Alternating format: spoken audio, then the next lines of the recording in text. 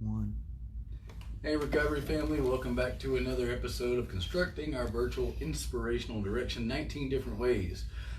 We have a pretty interesting topic today. We're talking about singing, laughing, and praying. So these are things to help us keep ourselves in a great mood through all this time because like we talked about before, there's a lot of trying times, a lot of things on our mind.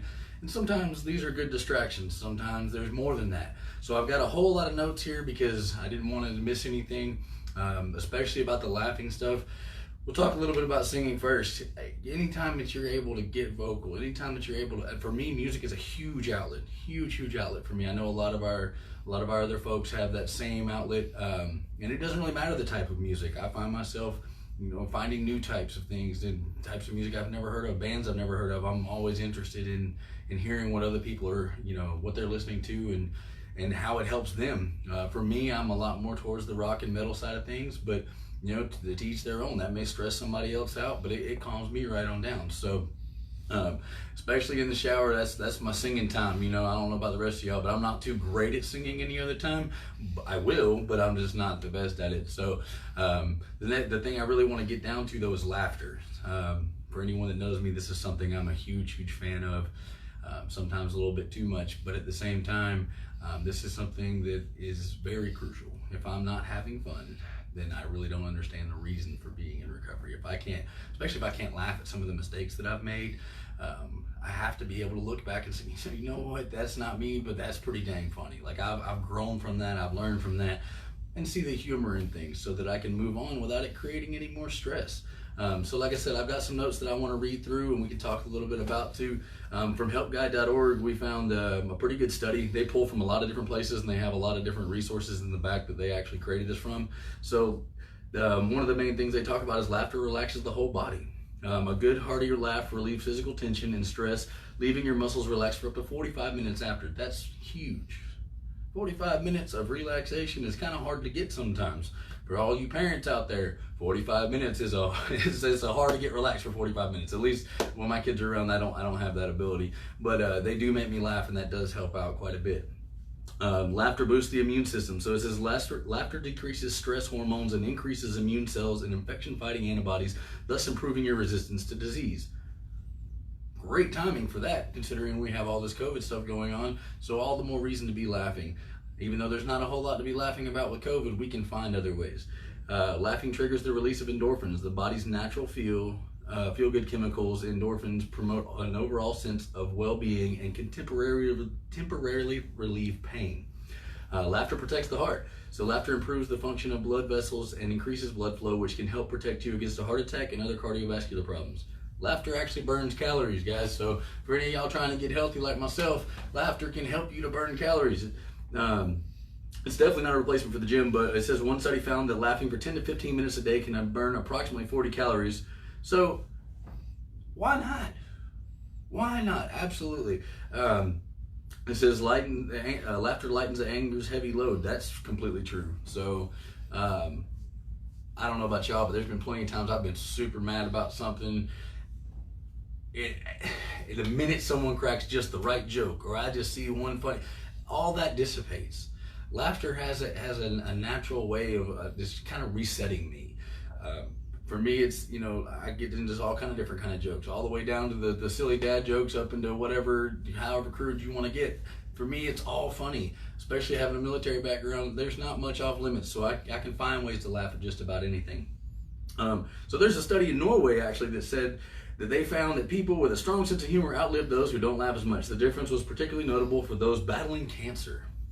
That is an incredible thing to be talking about, just overall, because the cancer is one. Actually, I lost my father to cancer, and I don't know if laughter would have helped him or not, but at the same time, I know there towards the end, there wasn't a whole lot of laughing going on. So the thing is, if we can keep that light and jovial and keep those endorphins flowing and making sure everyone around us is having a good time, it keeps me wanting to be in recovery. I love joking with you guys. I love for you guys to come up here and joke with me. It's something that I think we really need to have more of. So there's also a couple links between laughter and mental health that I wanted to touch on. It says laughter stops distressing emotions. It can help with anxiety and anger, we've already talked about, and also sadness. Hold on, where did it go?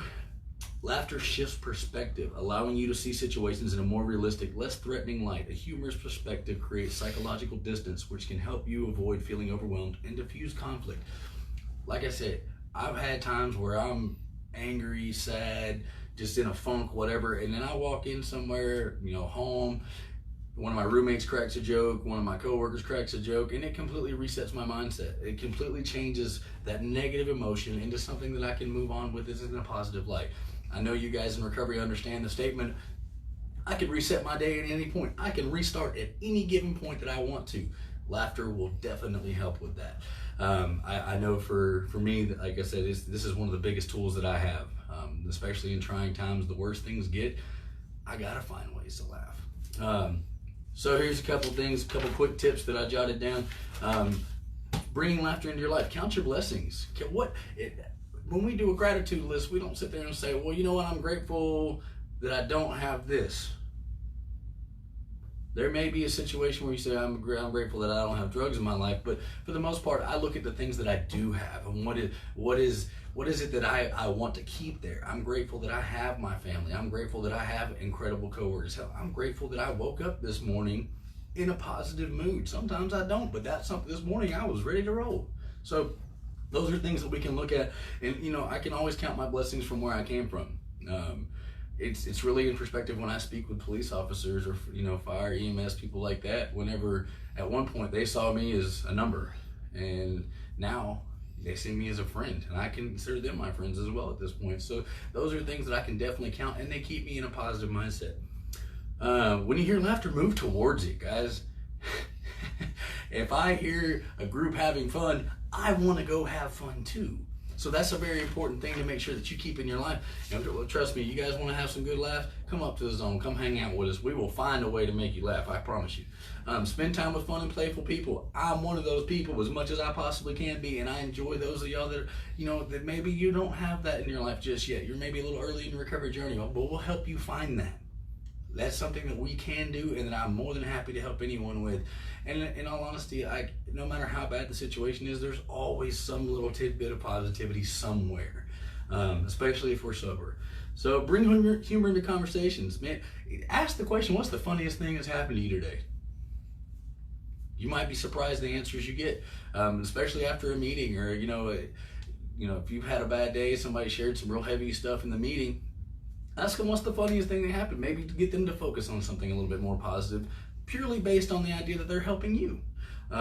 So there's a lot of ways to create these opportunities, guys, and there's a lot of different ways to look at it. So find your way. Find out what makes you laugh. Find out what creates that humor in your life, and expound on that. Create more of it. Find other people that have those same ideas in their head, and y'all have a good time. So huge thing. Laugh at yourself. Huge. If I can't laugh at myself, especially with some of the things that I do, it makes my life miserable. I cannot take myself too seriously. Embarrassing moment. It's hard to embarrass me, guys, but it does happen every now and then. But it's got to be fun. I got to continue to move forward. Attempting to laugh at situations rather than to cry about them, essentially. Because I wrote down bemoan because I was doing some adjectives, but it just doesn't really sound too good. I would rather you guys be able to see the humor in a negative situation. If you can do it, please do it. Don't dwell on negative thoughts. Man, the longer I stay in that negativity as a person in recovery, the further down that rabbit hole I go. I have to make sure that I change my mentality in some way, shape, or form. Finding your inner child is one of the last ones I really want to talk about. So anytime I've done any kind of any work, really, it doesn't really matter what we're talking about, recovery, trauma, anything of my own past, stuff like that. Finding my inner child and finding out where that person's supposed to be. A great person a long time ago told me that the inner child is supposed to be side by side with us, like we walk in succession, and whenever something more serious comes up, the adult steps forward just a little bit to protect the child, and when we have that time to play, that child comes out and the adult steps back and lets us play. That is essentially the healthy way to do that. Now, not all of us have that ability early in recovery. I did not. I was a very aggressive individual, and that inner child was hidden away pretty deep. So if you guys are having issues with that, reach out. I can promise you I can relate, and I'll be glad to speak with you about any of that kind of stuff. The other thing I want to talk about is spirituality. Just a little bit. Praying was one of the hardest things I had to do early in recovery. It was, I was raised in this strict Southern Baptist mentality, and I just didn't want to hear it. I didn't want to hear the word God. That was a big, big problem for me. Well, my sponsor was a genius and said, I want you to go into a room with no one else. You gotta have a fan on, but go into a quiet room, and whatever your issues are, whatever you want to talk about it. To whatever energy is out there, just put it out into the universe. And whoever's supposed to or whatever is supposed to will pick that up. And that helped me to figure out what my version of spirituality looked like. It helped me to progress in a way that I didn't have to put a specific label on it. I didn't have to pick a specific religion and follow just these rules. I found out what my spiritual journey looked like. I found out what my higher power looked like. And that was a huge help for me because I wasn't comfortable alone with myself. Me being alone in a room talking to, it was a problem for me to be alone. I did not like who I was. I didn't want to be with who I was. But that was part of my spiritual journey, was finding out who Justin was and being comfortable with that enough to sit there and just put my energy out into the universe and let that entity pick it up and help me with that. So, guys, there's a lot of different ways to do the spirituality thing, and that's completely individual to you. I hope that you guys find whatever it is you're looking for out there and you have some kind of connection. That is super important. The chapter to the agnostic, things like that, were super important with me finding out what my journey was supposed to look like. If you guys want to discuss those kinds of things, I'd be happy to. Please come up to the zone. We can definitely sit down and talk about those. There's great things in every possible religion and spiritual aspect out there. I hope you guys can learn from all of them. That's what I choose to do in my life. And I really, really, really hope that's something you guys can find, because that spiritual journey helps me to sing. It helps me to laugh. It helps me with all of these things. That's why these three, I put them together in this way, because they all kind of go together to me. When I have that strong spiritual connection, I have that joy in my life, and I'm able to sing out loud. I ain't got to worry about being embarrassed, because it doesn't really matter what other people think. I'm singing for me. I'm laughing for me. And if I can share that with somebody else, awesome, but I'm still going to do it for me. These are things that I feel strongly about, and I hope you guys do too. Like I said, any of these topics, if you would like to discuss them, if you want to know more, if you're struggling with them and just want to vent, please reach out to me. I will be that ear. I will be that mirror to talk to you about it. And there's plenty of us up here, not just myself, that would be glad to do that for you guys. So again, thank you guys for tuning in to this week's episode of COVID-19, the Constructing Our Virtual Inspirational Direction, 19 different ways. Please make sure you like us on Facebook, share us to all the different groups and pages. We're going to have it in our Zone group. We're going to have it on Twitter. We're going to have it on Instagram. We're also going to have it on the Zone and DDF pages, not just the groups. So make sure you guys are sharing and getting this message out there. If you have a friend that wants to know more or needs to know more, tag them in this. Tag the resources you guys have. I say that every time, but please use these threads to get these resources out here. That's exactly what the whole point of us is. The Zone, the Davis Direction Foundation, is connection. And the more you guys share this stuff, the more connections we can create. So thank you very much, guys, and I'll see you Friday.